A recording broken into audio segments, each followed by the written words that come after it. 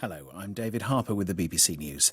The BBC has obtained a series of disturbing videos that appear to show the killing of unarmed civilians in Ethiopia's Tigray region by people wearing Ethiopian army uniforms.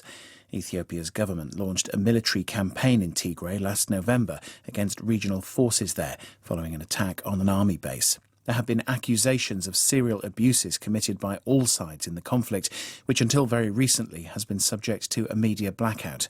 Leila Nathu reports. Graphic videos showing armed men leading a group towards a cliff, weapons being fired and bodies strewn across the ground were passed to the BBC and began circulating on social media last month. Comparing the landscape with satellite images, we have identified the location as Mabere Dago in Ethiopia's northern Tigray region, where Ethiopian government forces and the Tigray People's Liberation Front have been in conflict since November. We cannot say when the videos were filmed, but the armed men wear uniforms matching those used by the Ethiopian military and are heard speaking Amharic, one of Ethiopia's official languages. The victims are dressed in civilian clothing and are heard speaking the language of the Tigray region. The Ethiopian government said social media posts and claims could not be taken as evidence. The United Nations resident coordinator in Myanmar has told the BBC he fears the security situation in the country could get much worse. Andrew Kirkwood said evidence suggested the security forces were committed to the deliberate, coordinated and widespread use of lethal force. This week, I think it's important to emphasize, was the bloodiest week since the coup. So far, we've confirmed 538 people killed by the security forces, and thousands more have been injured. Most of those in Yangon, or Yangon and Mandalay, the two biggest cities. And in fact, 1 in 7 of all of those deaths are children under the age of 18, and some of them as young as 5. And I think it also bears emphasizing that 90% of all of those deaths are from gunshots, and the majority of those were bullets to the head, often by snipers and in broad daylight. Chile has closed its borders for the month of April as it seeks to slow the spread of coronavirus. Health officials said a second wave of the pandemic had left hospitals close to collapse. Jane Chambers reports from Santiago. Only returning residents will be allowed into Chile for the next month, and most of the country is in full lockdown. The Chilean government hopes these measures will slow down the rate of infection.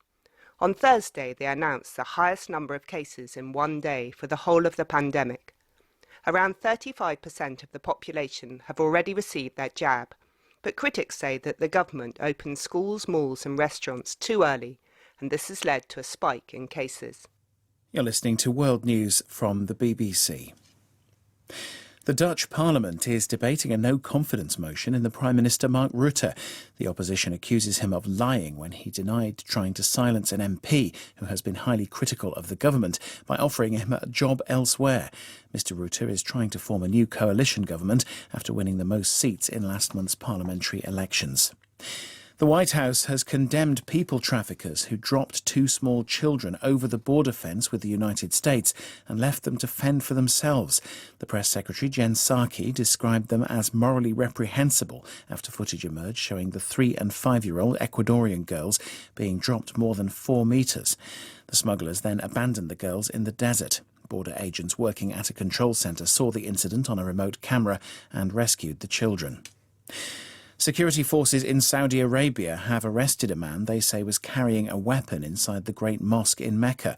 Video posted online shows a man chanting jihadist slogans as people pray in the mosque, which contains the Kaaba, the most sacred site in Islam.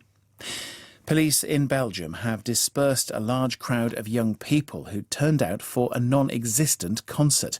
It was announced on social media apparently as an April Fool's Day joke. Danny Eberhard reports. Thousands of partygoers packed the park in Brussels on a sunny spring afternoon for what had been billed on Facebook as a free festival. They had not heeded the city's authorities' advance warnings that the event was fake. When police moved in, on foot and on horseback, some in the crowd shouted freedom and threw projectiles.